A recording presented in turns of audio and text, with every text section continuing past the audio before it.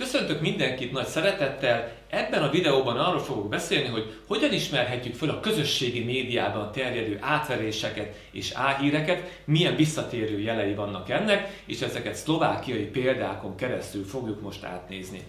Az egyik ilyen nemzetközi szinten is bevett és nagyon-nagyon elterjedt átverés, egy ilyen, mondhatnám, hogy korai formája a közösségi média átveréseknek, amikor valamilyen betegségben szenvedő gyerek képével élnek vissza. Itt például egy rákban szenvedő kisgyerekről van szó, és akinek az operációhoz pénzre van szüksége, a Facebook pedig úgy döntött, a valóságban nem, de a csalók szerint igen, hogy segít, tehát egy like-ért $2 ad, egy kommentért $4, egy megosztásért $8, ebből semmi nem igaz, tehát ilyen akciók a valóságban, így a Facebookon biztos, hogy nincsenek. Amikor ilyen túlságosan megható, beteg gyermekek megmentéséért esendő, könyörgő posztokat látunk, akkor azonnal gondolkodjunk el azon, hogy nagy valószínűséggel átverés. Sajnos nem a beteg gyereken segítünk ilyenkor, hanem a csalókat juttatjuk minél több like-hoz és megosztáshoz, illetve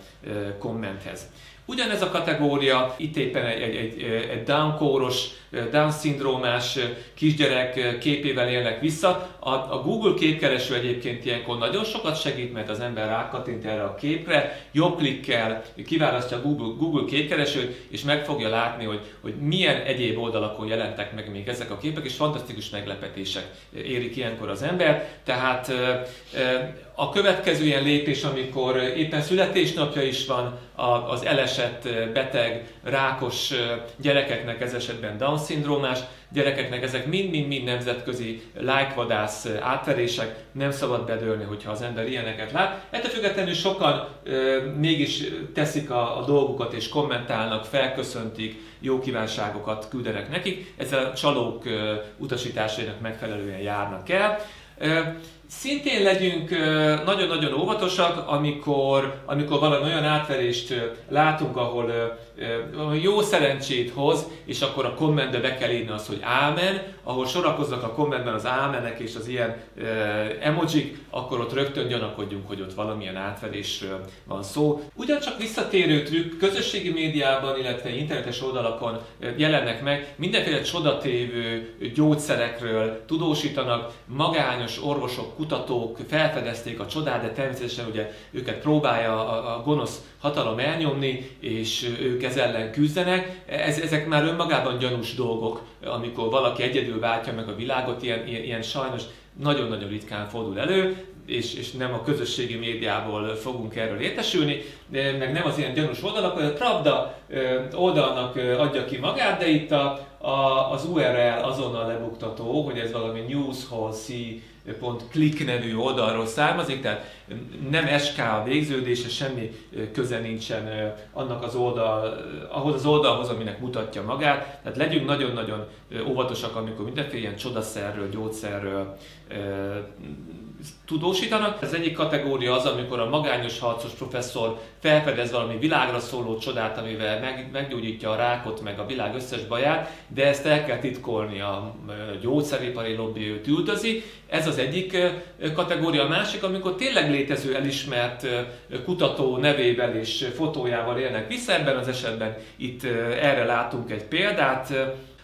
A következő ilyen kategória, amikor fotókat hamisítanak meg, itt például a szlovák elnököt láthatjuk, aki éppen az ukrajnai Azov radikális katonai alakulat zászlójával pózol, ezen a képen, ezen a meghamisított képen, és alul egyébként láthatunk fotót erről az Azov alakulatról. A valóságban viszont nem az Azov alakulatnak a logója volt ezen a zászlón, hanem ez. Tehát nagyon-nagyon óvatosan kell bánni mindenféle fotóval, ami a közösségi médiában terjed, mert ezek könnyen lehetnek meghamisított fotók. A vicces kategóriába tartozik az, amikor az orosz-ukrán háború kapcsán elterjedt az nem csak Szlovákiában, Magyarországon és Romániában is, és világszerte, hogy ukrajnai romák orosz tankot loptak, az élelmes és furfangos romák nolán ellopták az orosz tankokat. Ez egy nagyon aranyos, vicces vicces videó, túl szép ahhoz, hogy igaz legyen kategóriába esik. A valóságban tényleg van ilyen videó, ahol egy elakadt tankot vontatnak el a sárból, de azt nem ukrajnai romák teszik, de nagyon aranyosan újra lehetett azt a sztorit keretezni, és akkor ez így nagyon gyorsan virálissá vált és elterjedt. Ezen az oldalon is ezt láthatjuk. Itt ugye elég hosszú cím van, sok kérdés van benne, nagybetűk használat, ez mind-mind gyanús. Tehát ez álhírekre utaló jelek ezek is. Tehát legyünk nagyon óvatosak. Aztán mennyire könnyű az embereket átkeretezett videókkal átverni. Ez a poszt, az eredeti poszt, az átverős poszt, ez ugye arról szólt, hogy egy ukrán faluban az ukrán ortodox egyház radikálisai felgyújtottak egy templomot azért, mert orosz beszédet hallottak benne. Tehát ez gyönyörűen mutatja, hogyha az ember viszont rákeres az eredeti videóra, akkor azt megtalálja, és 10 évvel ezelőtt készült, és nem Ukrajnában, hanem Oroszországban. Legyünk nagyon-nagyon óvatosak, amikor ilyen videó és képi bizonyítékokat látunk valami fantasztikus hírről, és hogy azt csak a közösségi médiában olvassuk, és megbízható mainstream médiumokban nem szerepel, azonnal gyanakodjunk, hogy ott valószínűleg átverésről van szó, valami túlpisság van mögötte. Tehát nem szabad ezt bevenni.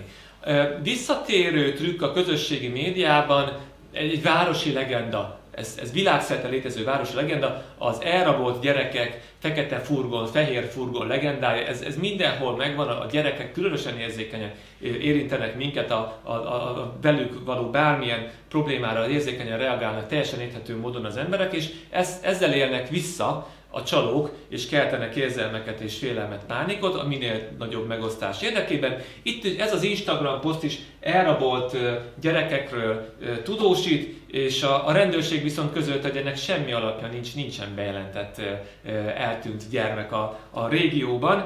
Itt az írásjelek helytelen használata, pont-pont, kisbetűk, nagybetűk keveredése, adott esetben helyesírás hibák, ékezeti hibák, ezek mind-mind lebuktató jelek lehetnek az álhírekre, és önmagában már az, amikor ilyen elrabolt gyerekekről, meg self-kereskedelemről tudósító posztok elkezdenek keringeni a közösségi médiában, már önmagában ilyenkor rögtön gyanakodjon az ember, mert ez egy létező városi legenda. Isten őrizzen, én nem azt mondom, hogy ilyen soha nem történik meg, és ne figyeljünk oda, de azért legyünk tisztában vele, hogy az esetek több mint 90%-ában átverésről van szó, és csak az érzelmeiket használják ki ahhoz, hogy átverjenek minket, és minél több megosztást kapjanak ezek a posztok.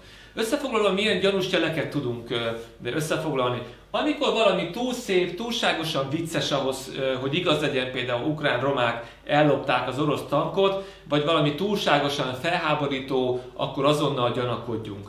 Amikor valami nagyon beleillik az előzetes meggyőződésünkbe, amikor valami pontosan azt mondja, amit hallani akarunk, tehát hogyha mi orosz pártiak vagyunk, ukrán pártiak, ilyen-olyan pártiak, és pontosan azt mondják, amit hallani akarunk, na lám, a szélsőséges ukránok azok még a saját templomukat is felgyújtják, hogyha orosz szót hallanak, és beleillik az elképzeléseinkbe, akkor rögtön legyünk óvatosak, mert az álhírek pont azt fogják mondani annak a célcsoportnak, amit hallani akar. De ezeknek mindig utána kell járni, és észre kell venni ezeket magunkon. Amikor valami extrém módon megható, segítségét könyörgő, nagyon beteg, rákos kisgyerek éppen születésnapja van, akkor azonnal gyanakodjunk, hogy átverésről van szó. Amikor valami megosztásokat kér, az szintén nagyon sok esetben átverésre utal. Amikor elhallgatott, eltitkolt információk felfedését ígéri, csodaszereket ígér nekünk a magányos kutatótól, akkor szintén gyanakodjunk, hogy átveréssel van dolgunk.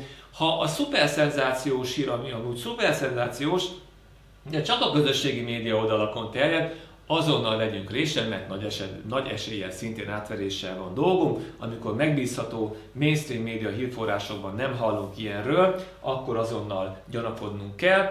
A képeket és a videókat is kezeljük fenntartásokkal, bár hiába tűnnek első ránézésre bizonyító erejűnek, lehet, hogy nem ott készültek, nem akkor készültek, teljesen mást ábrázolnak, vagy akár Photoshoppal meghamisították őket, mint azt az azovos zászlónál is láthattuk.